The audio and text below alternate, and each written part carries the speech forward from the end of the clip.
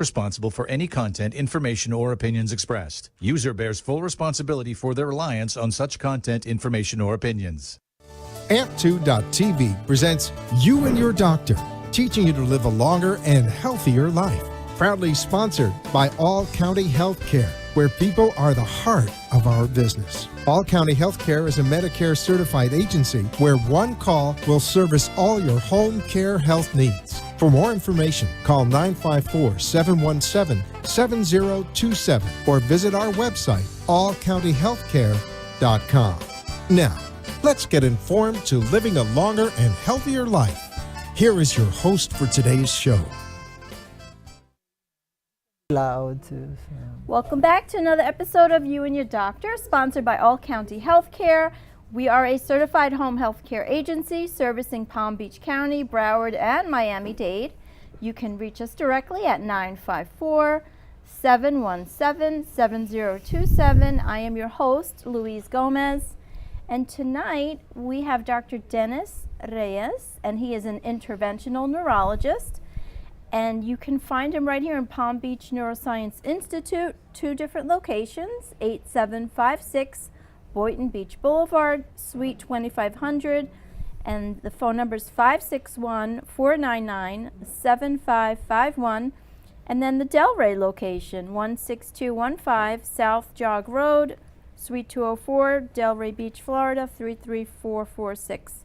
Thank you so much for joining us today. Of course, thank you for having us. I appreciate you coming. And so, Doctor, can you share with us a little bit more? Who would I recommend to you? If you're an interventional neurologist, how would I know, like, I know so many people. What type of patients do you see? Yeah, I'm still a neurologist, but the term interventional basically makes it a little more specific for procedure-based conditions. So brain aneurysms, for example, patient with strokes or brain bleeds that are unexplained, that we don't know why the bleed happened to begin with. Most bleeds happen because of high blood pressure, but sometimes we don't have a good explanation. So we do a procedure to going through the groin with catheters and wires, and we study the vessels in detail and try to figure out what's happening with the vessels, something that could explain, the condition that the patient is suffering with. And then try to treat it, of course. If there's a brain aneurysm, that's something I see very frequent. Strokes, patients suffering from strokes, carotid occlusions or narrowing in the stenosis in the carotids as well, or in the arteries of the brain too. Yeah. So let's take a couple of steps back. So how would somebody know that they are going to have a brain bleed, or they are a candidate for this type of health concern? Are there any signs or warning signs if somebody has a brain bleed, and does that lead to seizures?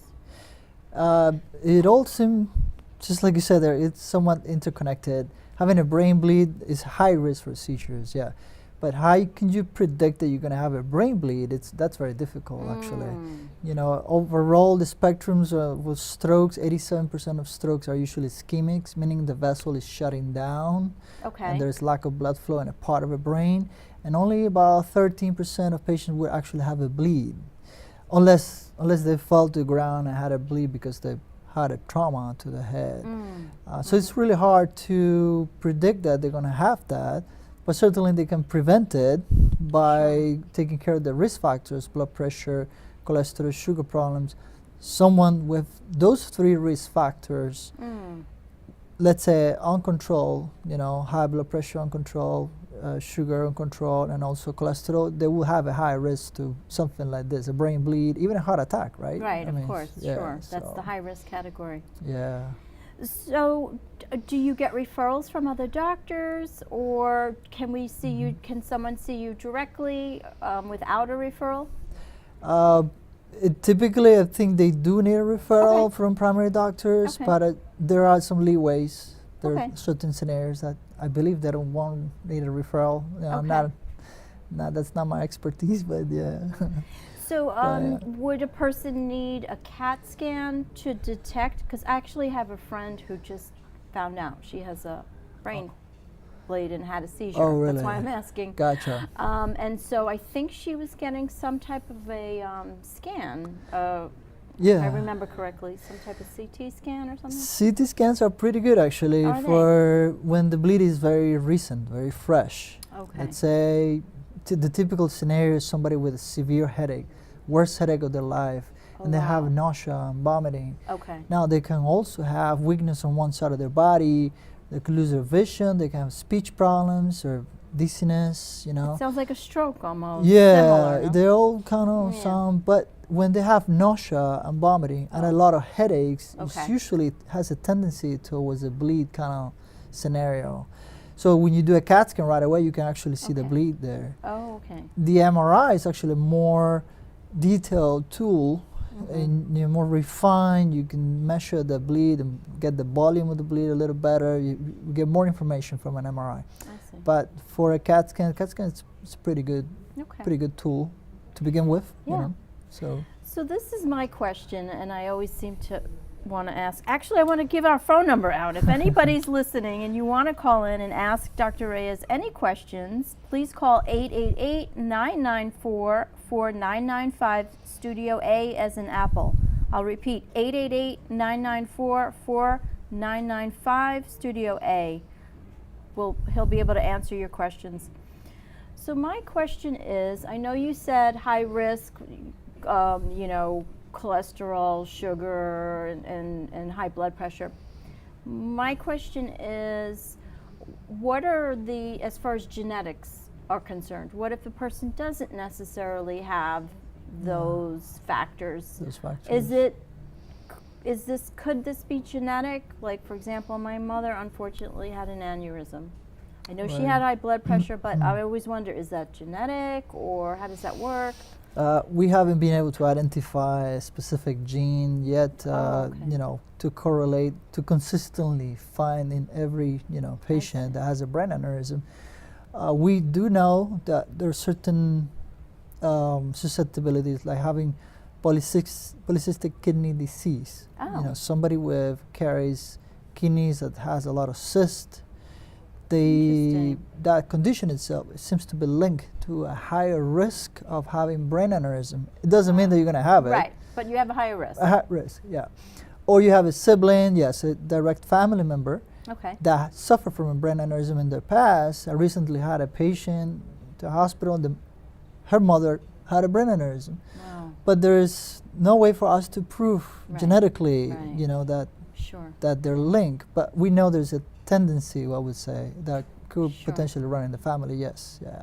Makes sense. That along with smoking. Smoking is a big Oh, factor. yeah. So back to lifestyle Yeah, again, back to right? lifestyle back again, To lifestyle. It's always That's about that healthy lifestyle. Pretty I much, mean, yeah. I know that you see a lot of patients. What is your experience with patients who have a healthy lifestyle, eat moderately, exercise, Yeah. versus patients who maybe don't have a healthy lifestyle? Well, I see them all the time because they're 90 years old or Yeah, more. So wow. somehow they're doing good. Wow, nice. So, but yeah, the younger folks can run into trouble, of course, when their blood pressure is uncontrolled.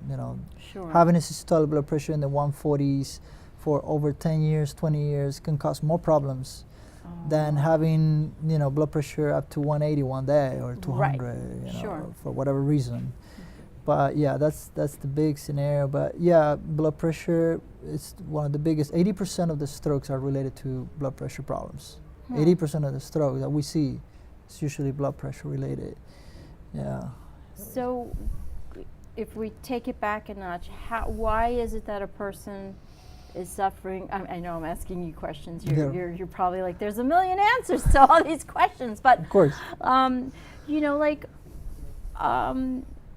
why is it that somebody who's relatively healthy, for example, eat decent, they eat okay, Yeah. and they seem to be in good shape, they work out maybe a They couple work times out, a week, run into but maybe in their 40s, why would you say, why do they have high blood pressure? Is it stress?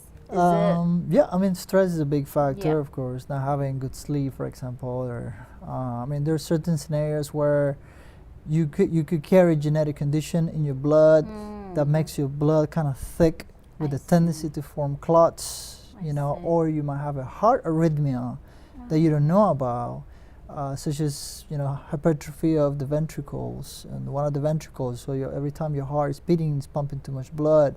Or you might have suffered from a virus, and the virus attacked your heart at some point and made it dilated. Made it not function well, and you didn't even know that. Is that like a post-COVID long haul Post-COVID, COVID? yeah, Really? it could happen. So the functionality of your heart is not the same anymore, and usually it's two things going on at the same time. You have heart issues and a clotting problem, I see. or a carotid problem, an artery issue combined with a clotting issue too. That may be a factor in your blood work that seems to be a little higher than normal compared to the other factors. There are genetics talking about genetics. There are genetic blood factors, and those we send to hematology, of course, to figure out whether they need stronger blood thinners in order to prevent strokes. But going back to, those are younger folks, but the older folks, then they could be 90 years old, they could be doing great, but age is the one thing that we can't do anything about. And age is a factor for strokes because of the hardening of the arteries over time. The arteries become hard, stiff, they don't relax anymore. And they get narrow as well. They build out cholesterol plaques because genetically you will codify to build cholesterol plaques at the age of 70, 80, or maybe 90. We don't know that. So it's hard to pin that out. Sure. But the older we get, the higher the risk for strokes. And once you get one, then it's even higher. Then you have even higher of a rate of reoccurrence. Oh, but the best way to go about this is just, staying active. Yes. Avoid the couch. That seems to be, you know, all the doctors that I speak with, that seems to be the thing. Keep active, keep moving, right? It's so important. Yeah. It's so important. Prevention, a lot of primary, secondary prevention. You don't think about these things until they happen. Of course. And then you're like, oh, I should have, That's true. So anybody listening, please call in 888-994-4995, Studio A. Dr. Reyes will be answering your questions. I did have a question, Dr. Reyes. How important is it for someone who, let's say they had a stroke or an aneurysm, how important is it that window of time from when they have their stroke or aneurysm to when they get treatment in the hospital? That window of time. Yeah, it's very important. I mean, that's a great point. The ischemic part, when the vessel is trying to shut down, whether because of hardening of the arteries or high blood pressure, the artery shuts down, and then there's a medication that we can give, which is called TPA. There's a new one called TNK, but we only have 4.5 hours to give it from the time that the patient was completely normal. So perfect scenario would be a patient that had the event in front of their own family members and friends. They call 911. We kind of know they're coming to the ER. We do a scan. We know it's not a bleed, and then they kind of give us green light to give the medication. Well, that's good to know. With the hope that it'll clear any clot, any occlusion on the vessel. 30% of those patients do really well. Good to know. They kind of go back to normal after 90 days. Good to know. About 30% they might stay the same, and 30% unfortunately they get worse. But I think I'll take the 30%. I mean, listen, if like you said, they're coming in, the ambulance was called, they call in, so why not? I think it's that actress Sharon Stone. I don't know if you're familiar with her. Anyway, Sharon Stone. Yeah, she had an aneurysm in her 40s. Interesting. Yeah. And she was taken to the hospital. I remember she did a whole, documentary or something on it, and she was talking about how she had that care right away, and they knew what it was. She had a severe headache. She had like you were saying, like the worst headache of her life. Worst headache of her life. Yes. Yeah, and then a lot of nausea sometimes. Yeah. So she had that, and she seems to be. Functional, normal. She's very lucky. Very lucky. Some patients they don't even make it to the hospital. The bleed sometimes is so bad that when they find them at home, there's nothing that can be done at that point. So even those patients don't even count into the statistics of the occurrence. I didn't even think of that. Yeah. So And yes, so if they make it to the hospital, then they have a really good chance of doing really well. It's about 30% again. But 50% chances of not doing well. Right. So you survive the first part, which is the first brain bleed. Yeah. Sometimes there is a rebleed, a second bleed from the same aneurysm, believe it or not, within hours. And that's fatal. So we try to move things as fast as possible to kind of going through the groin with catheters and wires and shut down the aneurysm, because it's a little outpouch, a little balloon that bursts. It's full of blood, so you try to shut it down from the inside so it doesn't burst again. So you prevent it from bursting it again. And you're just trying to keep the things the way they are, even though there is blood there. Sure. But just try to keep it the way they are. You don't want to get it worse. And hopefully, typically, the body takes care of the blood, little by little, just gets rid of it. Right. Yeah. Because our bodies do want to heal, That's right? Yep, they do want to heal. It wants to heal, given the right conditions, I would Exactly. imagine. But you got to just put a Band-Aid first, Right. Right. So I wanted to ask you, what was your, when you were studying to become a doctor, what was it that interested you to be in this particular field? Was there a mentor or somebody that you knew, or what influenced you to become a neurologist? We're good.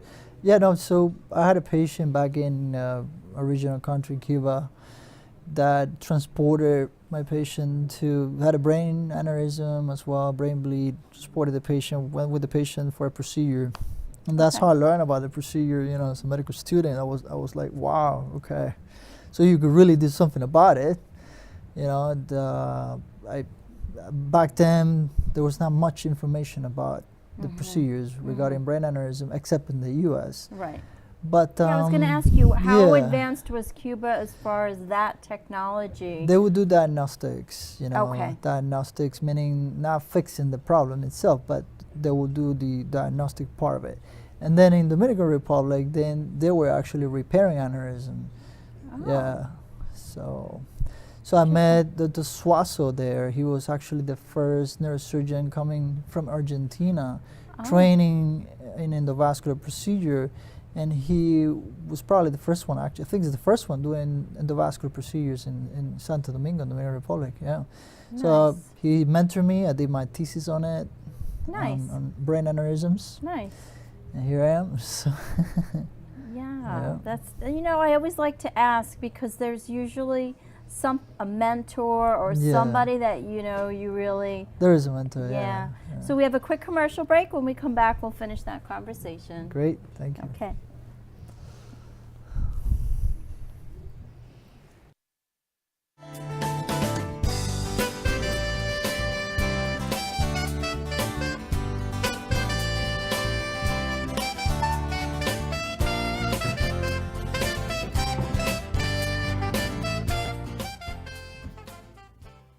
All County Healthcare has exciting news for any and all patients with COPD or other respiratory ailments.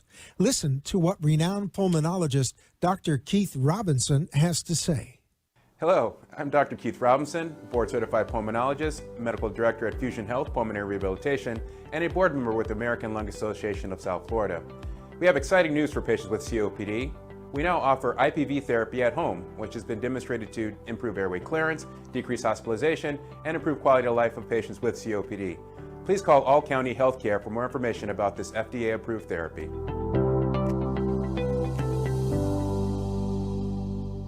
For further information, call All County Healthcare now at 954-717-7027. That is 954-717-7027, or visit our website at allcountyhealthcare.com. You can also find us on Facebook, YouTube, Twitter, Instagram, and LinkedIn. Remember, All County Healthcare always puts the patient's needs first. You are listening to You and Your Doctor, Living Longer and Healthier, an informative show that helps you find answers to questions you always wanted to ask, but did not have that somebody that could make a difference in your life.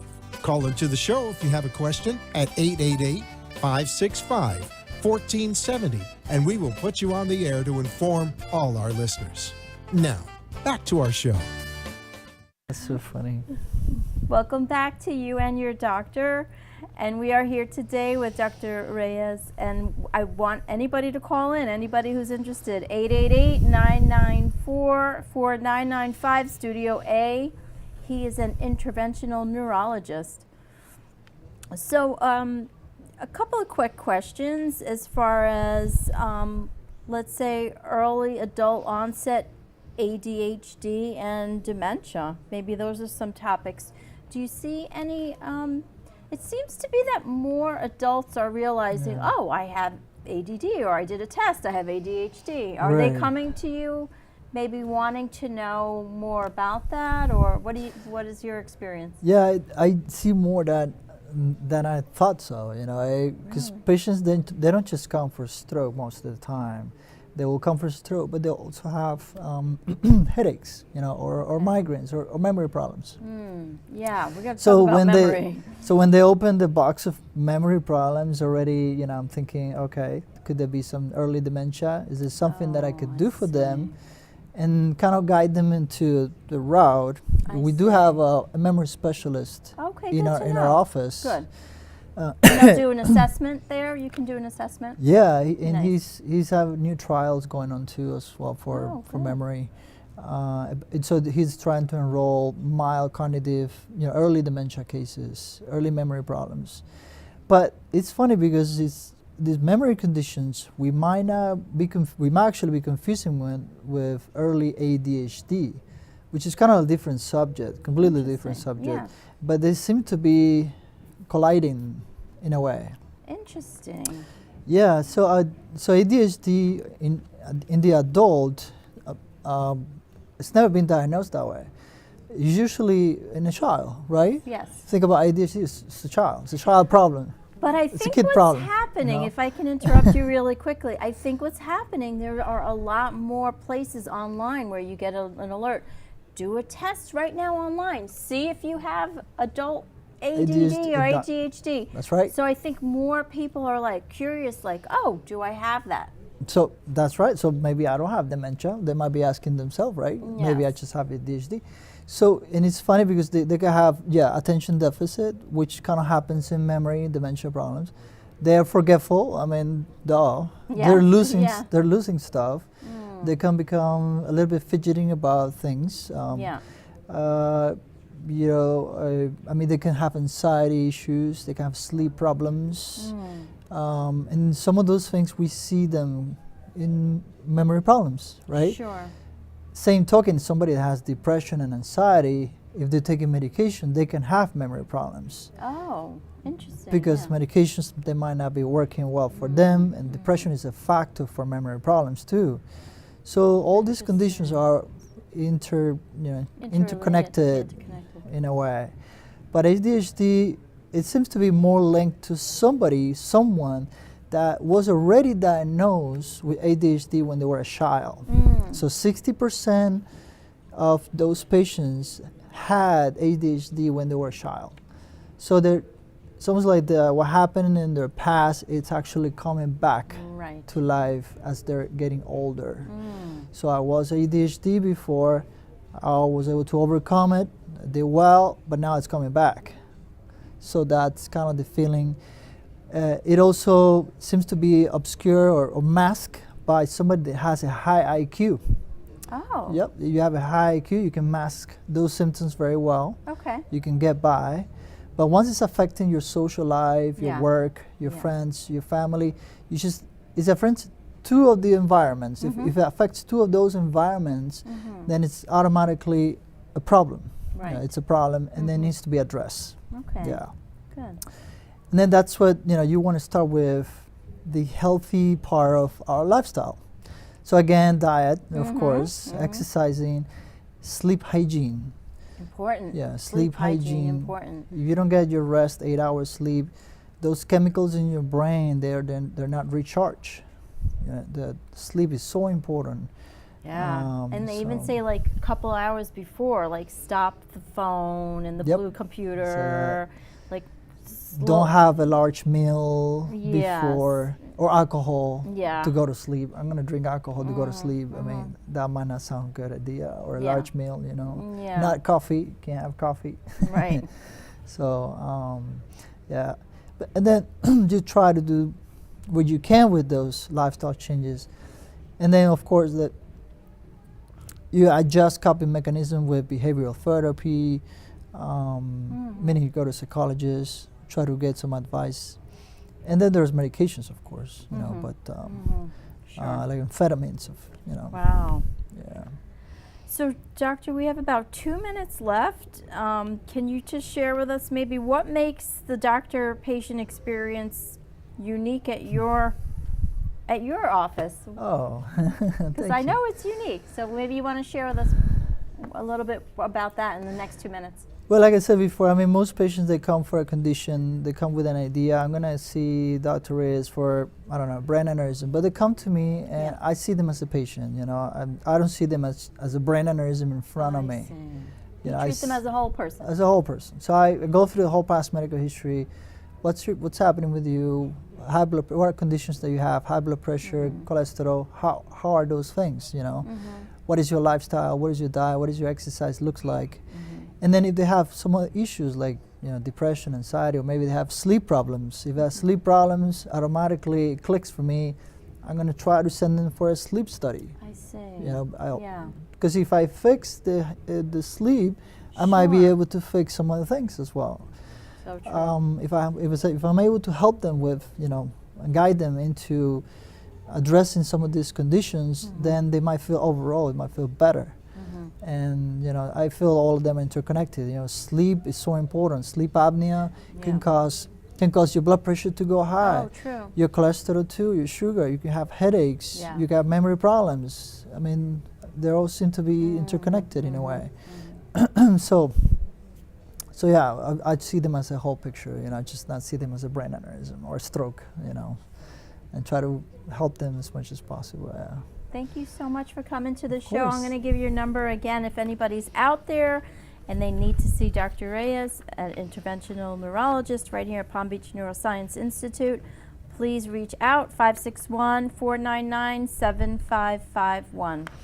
Thank you so much for coming back to the show. Thank you. Of course. Pleasure. Thank you for having me. Of course, anytime.